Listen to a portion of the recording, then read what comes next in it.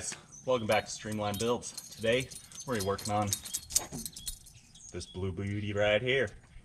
My 67 Camaro SSRS 383 stroker by Blueprint Performance in there.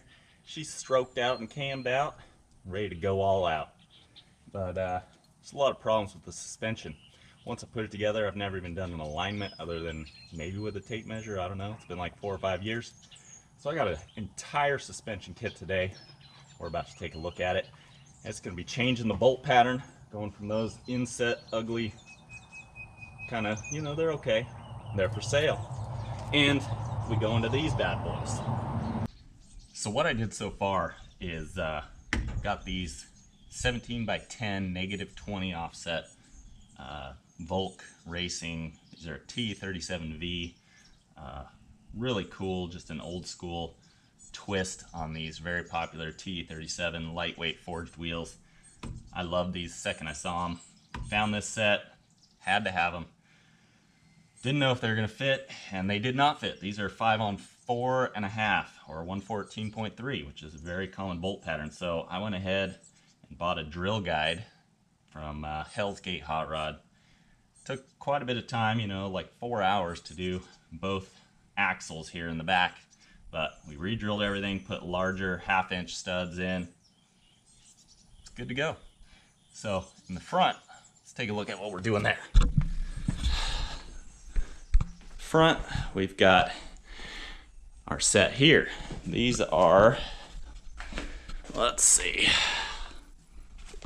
here's 17 by 9.5, so pretty wide, by -15 offset. And these are also 5 by 114.3. Now, if you look at our new setup here, this is like designed, basically it's all C5 Corvette stuff. And you got the 3-bolt hub here, which is pretty typical on newer cars. Comes with braided brake lines, 13-inch rotors, really awesome. Now, I looked at it when I got it, and I saw that it didn't show that the front hub was threaded also. So it's got threaded holes in the 5 by 4 3/4 bolt pattern as well, which screwed me because I was gonna drill these out to the 5 on 4.5, which these rotors are actually already drilled for 4.5 bolt pattern, which is great, but not so great because then, since the hub was screwed up, I thought I'm gonna have to buy like another set of hubs and then re-drill them. Then I found that there's actually something even better. Cadillac CTS and STS rear-wheel drive. They actually have the same 3-bolt hub. Just gonna have to cut off these wires because we don't need that. And this hub is 5 by 114.3. So big plus for us. I don't gotta do nothing, just unbolt this hub. I take it all apart anyways, put it together, and throw that other hub on there. We'll change our bolt pattern that quick and easy. Love it. So excited because drilling out those axles and doing all that, changing the studs, wasn't that fun. Now, our wheel studs from front to back and lug nuts are not going to be the same. Boo-hoo. All I can do is cry about it. Already did. I'm ready to go. Okay, so here's a look at what we're going to be doing today. I got upper and lower tubular control arms. They have got extra caster built in. Everything looks just a little nicer, newer, updated, more modern. All the bushings, everything, it would take so much time and effort to change all that. There was just no point in not purchasing these. So, improving the caster with those as well. Where you bolt these onto the frame, we'll talk about this a little more. There's something called the Gull Strand mod, I believe, where you actually drill 2 new holes in the subframe where your upper control arm bolts on, and it's like back and down. It's back like 1/4 and down almost 3/4, and it just completely changes the entire geometry and gives real active camber, negative camber in cornering, and just huge mind-blowing improvements, and that's how it was actually originally designed by the chief designer of the suspension setup. However, they changed it before production just to you know, make it a little more friendly for your neighborhood grandmother to drive to the grocery store. So there's that, which we're going to try our best to do. Hope to God it works out. We've got a ridetexh true turn steering system. I don't even know what kind of witchcraft this is, but I'm fixing to find out. It was $750, which is completely outrageous in my opinion. But somebody's got to do it. I'm the guy. We got our big brake kit here from CPP. Also comes with new spindles, which also improve caster and geometry there. Great, can't wait for that. I think it brings the wheels inboard just a hair too, which will help with our new front wheels because they're a lot beefier than what we had before. They like to party, and the car right now with them 8-inch wides didn't really like to party. Step 1, check up your car.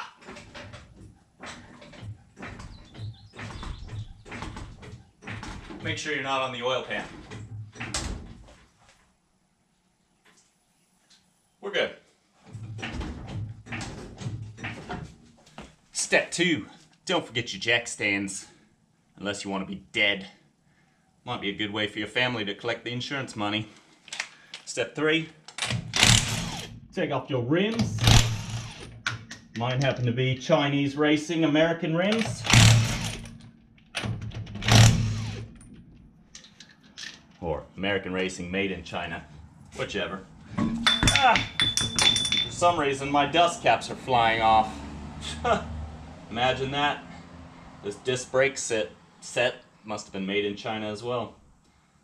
You know, I'm not hating on them. They make it cheap. They make it quick. Well, not really sure where to begin here. I guess I'll just start unbolting everything. I need to take off my center link and remove that from my pitman arm and idler arm. Basically, can just let all my suspension come off in one piece, or just drop my tie rod ends off, so might not be as awkward to get out. And then remove my shock, take my ball joint nuts off, and then guess I need to remove my sway bar end link, put a jack under here, and slowly let this down. These are the original shocks, and they're pretty, springs rather, pretty worn out, but I don't want to risk them shooting out and hit me in the teeth. Just had Invisalign done, had to pay for that, you know. So we'll put like a little strap around it, just hold it just to be safe, and then we'll drop everything apart.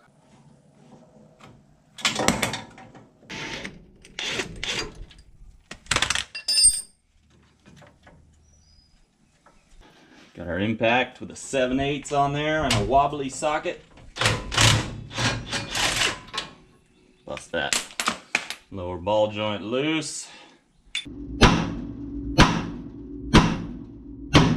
There we go. Luckily, I've already had these nuts off here. Well, loosen them up so I could add some shims. I was trying to get some extra camber because the front tires were rubbing before, so hoping to stiffen up the suspension by putting some air-conditioned springs in the front and new springs, which should help. And I have my gas adjust shocks, which are usually pretty good. So here's hoping with the new wheels sticking out quite a bit spicier, it's gonna be okay. But I also noticed I'm not gonna be able to get these upper control arms off with the headers on. Just kind of a poor design feature, I would suggest. Well, even though these are press-in studs, I was able to just break them loose on the other side. And it came right out. So, that is awesome. Saves me a lot of trouble. Voila! The other side. Oh yeah. Look at that. Thing of beauty. All we need is a couple new holes, maybe a little paint. This thing will be good as gold. All right, well, we made a lot of progress here. Getting our front suspension in.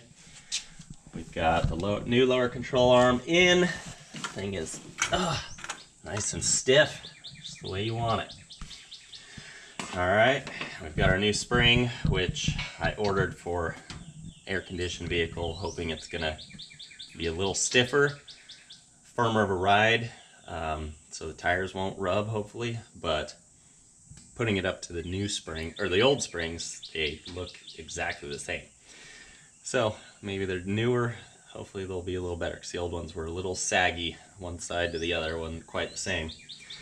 And then we got our new upper control arm in, and this guy, like I mentioned before, I did a new bolt pattern here, which is pretty crazy, but I went off of what I found online, and it shows that I can go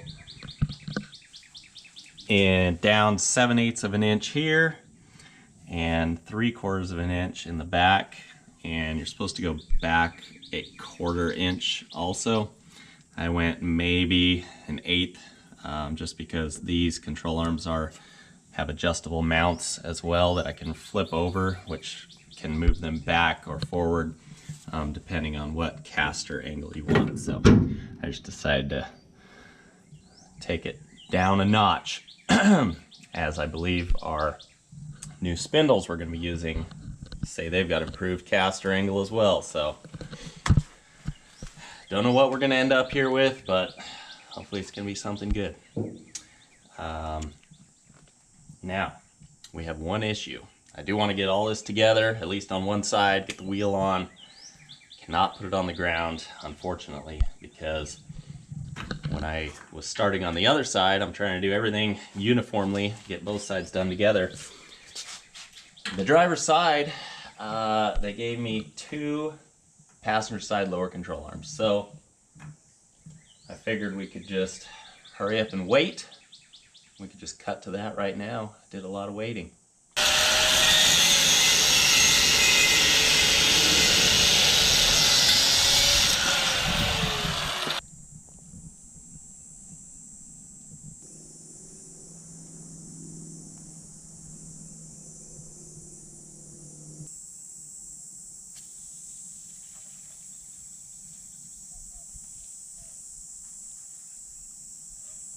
Going nuts! Ah!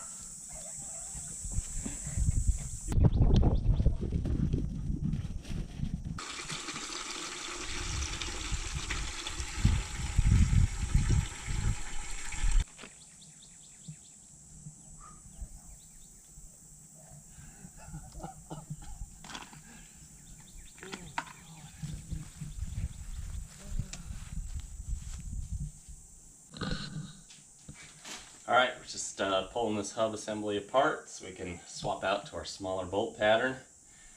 Took the rotor off and our nice disc. Now we'll pull this thing off. These are pretty custom hubs. They're for sale if somebody needs them. Loctite on there. That's quite a bit different for some reason.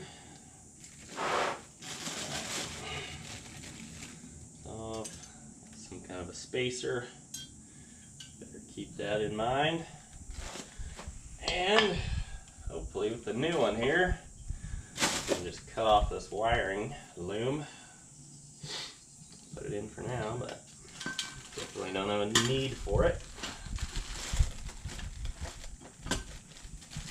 And we are back in business.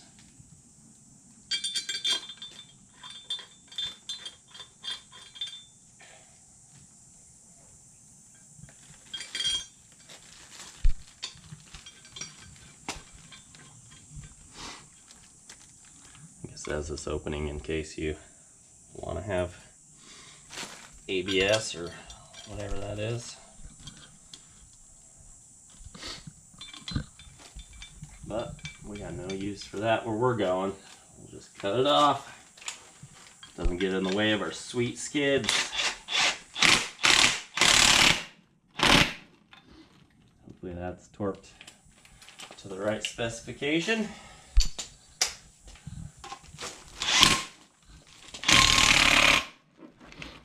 Hate our wheels to come off. Or, yeah, essentially that would make the whole wheel fall off. Okay, I guess we don't need to put the brakes back on until we get it in place. We'll just make things a little lighter and easier to work with, so might as well do that. Just need to figure out how this steering arm goes back on back side here, because it kind of seems like our brakes are like in the way. So I think it goes like that. This might be for the other side, but I mean, that's how it looks like it should go, but our steering is on the back side, so you have to figure that out real quick and we'll get it on. They sent me some steering arms for an A body, and that is not going to work, so luckily they just thread on. I thought they had nuts and bolts, but it's threaded, so we can just put those on simply at another time after we wait for the rest of our parts to arrive that were sent wrong. So I like to take this, shove it up in here, get the nut started, and that way it just kind of can hang there. Makes it a little easier.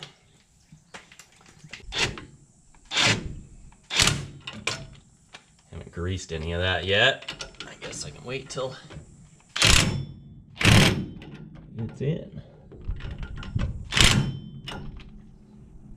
Okay, looks like we can get the cotter pin in right there.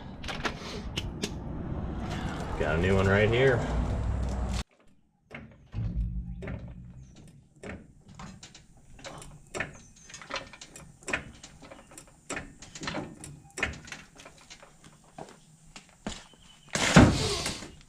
There's a chair there.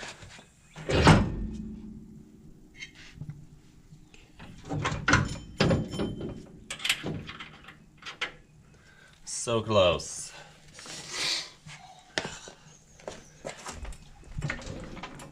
There we go. What to do now is hopefully put this deal on here. It fits. Amazing. That's the easiest bolt pattern change I ever done. It says 10 foot-pounds. Gentle. Okay, line this up. Should probably just scratch and beat this up now. I should have thrown it on the ground so I don't have to worry about it getting beat up later. It's hard having nice things. Better if you just get the scratches out of the way now.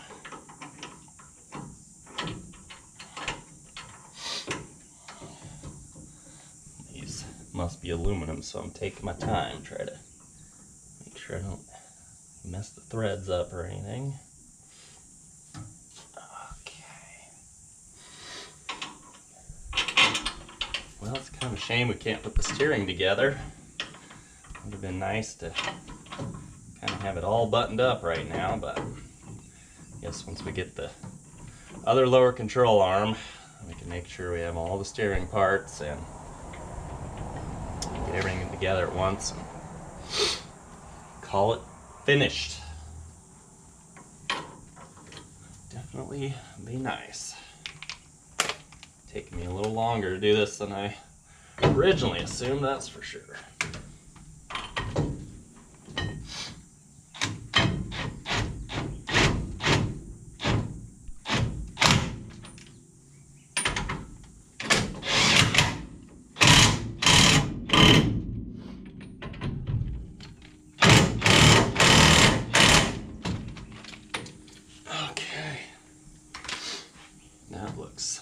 Freaking sweet.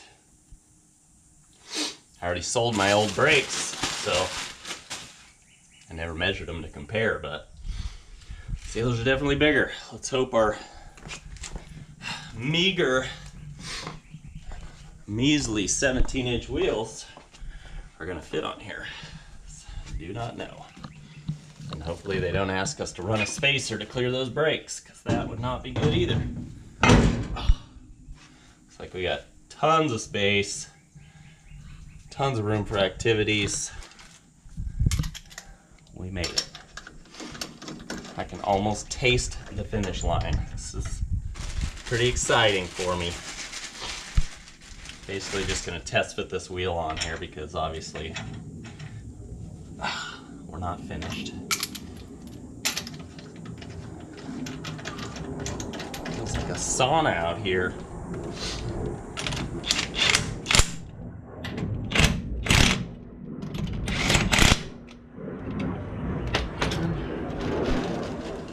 About the gist of it. I guess I'd like to throw the jack under the A-arm, lift it up, and see how all this looks and is going to fit. So I suppose we should do that.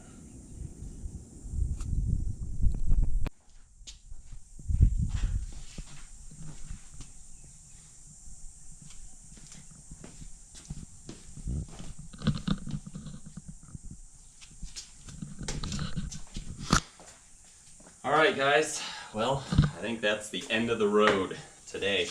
That's as good as I can get, and as high as I can jack this up comfortably, trying to see how it's actually going to sit and fit.